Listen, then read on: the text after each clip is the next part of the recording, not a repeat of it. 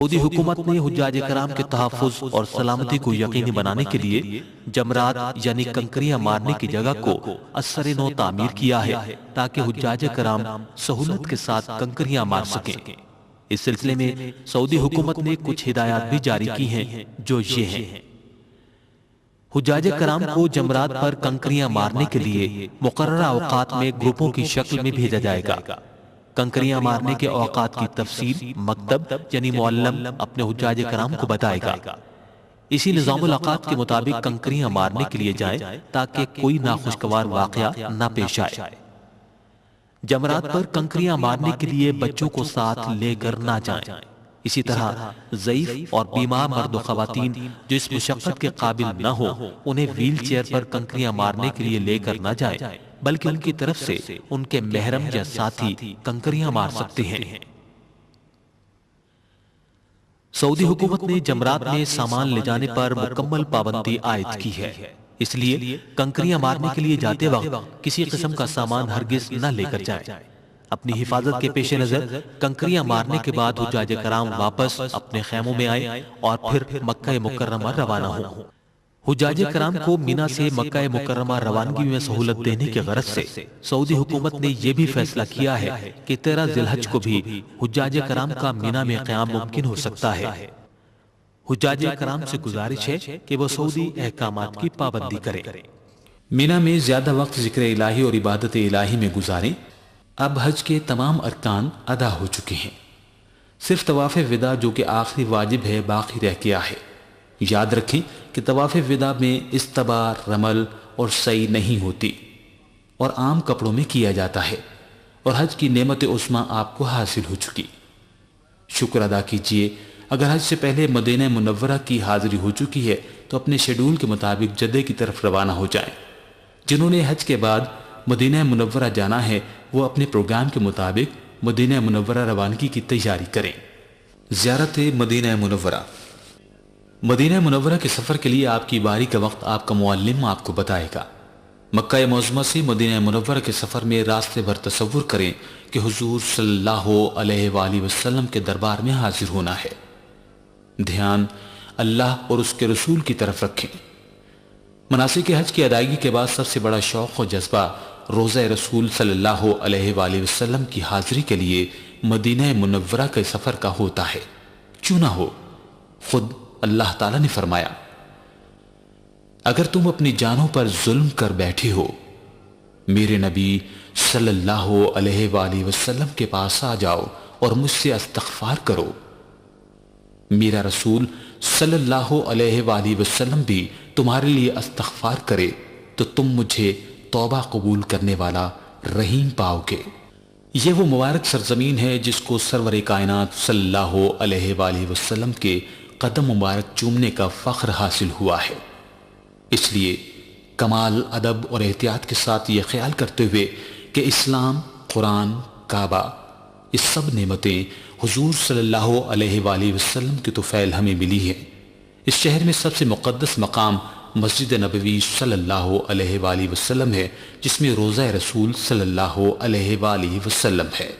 مسجد نبوی صلی اللہ علیہ وآلہ وسلم میں درود شریف کے ورد کے ساتھ مسجد میں دایاں پاؤں رکھتے ہوئے داخل ہوں اور دعا پڑھیں۔ بسم اللہ والصلاة والسلام علی رسول اللہ، اللہم اغفر لی ذنوبی وافتح لی ابواب رحمتک۔ مسجد نبوی میں داخل ہوتے ہی اگر مکروہ وقت نہ ہو تو کسی بھی جگہ یا ریاض الجنہ میں جہاں جگہ ملے 2 رکعت تحیت المسجد کی نیت سے ادا کریں۔ ریاض الجنہ میں دعا مانگیے، اے اللہ تیرے کرم سے اس مقدس جگہ میں میرا داخلہ ہوا ہے جس کو تیرے محبوب صلی اللہ علیہ وآلہ وسلم نے جنت کا باغ کہا ہے۔ اے اللہ جب تو کسی کو جنت میں داخل کر دیتا ہے تو اسے جنت سے نکالتا نہیں ہے، لہٰذا اب مجھے کبھی جہنم میں نہ بھیجنا۔ پھر نہایت ادب کے ساتھ روضہ مبارک کی طرف چلیں۔ روضہ مبارک کی جالی میں سوراخ پر بڑا دائرہ حضور صلی اللہ علیہ وآلہ وسلم کے چہرہ اقدس کے سامنے ہے۔ یہاں نگاہ نیچی کر کے ادب سے کھڑے ہو جائیں، زیر لب صلاۃ والسلام پیش کریں۔ بلند آواز ممنوع ہے، اس لیے آہستہ آواز میں پڑھیں۔ السلام علیک ایھا النبی ورحمۃ اللہ وبرکاتہ، الصلاۃ والسلام علیک یا رسول اللہ وسلم علیک یا حبیب اللہ، الصلاۃ والسلام علیک یا خیر خلق اللہ۔ پھر دائیں طرف تھوڑا سا ہٹ کر دوسرے سوراخ کے سامنے اس طرح حضرت ابوبکر صدیق رضی اللہ تعالی عنہ کی خدمت میں سلام پیش کریں۔ السلام علیک یا خلیفۃ رسول اللہ سیدنا ابو بکر صدیق رضی اللہ عنہ۔ پھر مزید دائیں طرف تھوڑا سا ہٹ کر تیسرے سوراخ کے سامنے حضرت عمر فاروق رضی اللہ تعالی عنہ کے روبرو سلام پیش کریں۔ السلام علیک یا امیر المؤمنین سیدنا عمر فاروق رضی اللہ عنہ۔ اس کے بعد مزید دائیں طرف ہٹ کر قبلہ روح ہو کر دعا مانگیں اور خوب ارمان نکالیں۔ اے اللہ، تو نے خود ہی تو کہا ہے کہ میرے نبی کی خدمت میں آ کر جو استغفار کرے گا تو اس کی توبہ قبول فرمائے گا۔ مدینہ منورہ کے قیام میں کثرت کے ساتھ اور بار بار روضہ رسول صلی اللہ علیہ وآلہ وسلم پر صلاۃ والسلام پڑھتے رہیے۔ خواتین کے لیے سعودی حکومت نے الگ اوقات میں طلوع آفتاب سے زوال اور ظہر سے عصر کے درمیان مقرر کیے ہیں، وہ انہی اوقات میں صلاۃ والسلام پڑھیں۔ اہم مقامات: ریاض الجنہ، حضور صلی اللہ علیہ وآلہ وسلم نے فرمایا کہ میرے گھر اور میرے منبر کی درمیانی جگہ جنت کے باغوں میں سے ایک باغ ہے۔ محراب النبی صلی اللہ علیہ وآلہ وسلم ریاض الجنہ کے اسی حصے میں محراب رسول صلی اللہ علیہ وآلہ وسلم ہے۔ مدینہ منورہ کی زیارتیں۔ مدینہ منورہ میں تاجدار مدینہ صلی اللہ علیہ وآلہ وسلم نے اپنی زندگی کے آخری 10 سال گزارے ہیں۔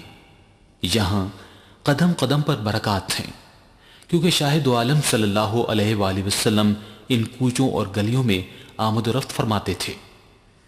آپ صلی اللہ علیہ وآلہ وسلم کو ہر چیز سے محبت و الفت تھی، اسی لیے کسی مدنی کی دل آزاری نہ کریں۔ مدینہ منورہ کی چند زیارات یہ ہیں: مسجد قباء، یہ مسجد عہد نبوی صلی اللہ علیہ وآلہ وسلم کی پہلی مسجد ہے جو مدینے کی آبادی سے 3 میل کے فاصلے پر ہے۔ نبی کریم صلی اللہ علیہ وآلہ وسلم کا ارشاد ہے، جو شخص باوضو ہو کر مسجد قباء میں جا کر 2 نفل ادا کرے گا اس کو عمرے کا ثواب ملے گا۔ حضور صلی اللہ علیہ وآلہ وسلم ہر ہفتے کو صبح کی نماز کے بعد کبھی پیدل اور کبھی سواری پر وہاں جا کر نماز ادا کیا کرتے تھے۔ مسجد قبلتین، یہ وہ مسجد ہے جہاں تحویل قبلہ کا حکم دیا گیا تھا۔ مسجد قبلتین تاریخی مسجد ہے اور اسے وہ حیثیت حاصل ہے جو کسی دوسری مسجد کو حاصل نہیں، اور وہ یہ کہ رسول اللہ صلی اللہ علیہ وآلہ وسلم نے اس میں ظہر کی نماز ادا کی تو جب 2 رکعتیں پڑھ لیں تو آپ صلی اللہ علیہ وآلہ وسلم پر اللہ کی طرف سے وحی نازل ہوئی کہ مسجد الحرام کو اپنا قبلہ بنا لے۔ چنانچہ رسول اللہ صلی اللہ علیہ وآلہ وسلم نے نماز کی حالت ہی میں بیت المقدس کی جانب سے بیت اللہ شریف کی طرف رخ پھیر دیا۔ احد پہاڑ، احد کا پہاڑ اپنی اصل شکل میں اب تک موجود ہے۔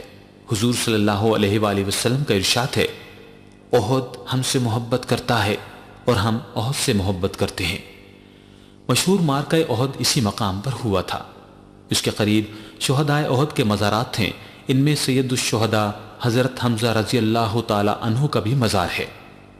ہفتے میں ایک دن رسول اللہ صلی اللہ علیہ وآلہ وسلم شہدائے احد کے لیے دعا کرنے تشریف لے جایا کرتے تھے۔ جنت البقیع، یہ مدینہ پاک کا مشہور قبرستان ہے۔ حضور صلی اللہ علیہ وآلہ وسلم نے یہاں دفن ہونے والے کے لیے جنت کی بشارت دی ہے، جہاں ہزاروں صحابہ کرام رضوان اللہ علیہم اجمعین اور اہل بیت اطہار مدفون ہیں۔ نبی کریم صلی اللہ علیہ وآلہ وسلم ہر جمعے کو صبح کی نماز کے بعد وہاں تشریف لے جایا کرتے تھے اور ان کے لیے دعا فرمایا کرتے تھے۔ تبرکات، مدینہ منورہ کے تبرکات میں سب سے اہم وہاں کی کھجوریں ہیں، اور ان میں عجوہ کھجور ایسی ہے جو حضور صلی اللہ علیہ وآلہ وسلم کو بہت پسند تھی۔ مدینہ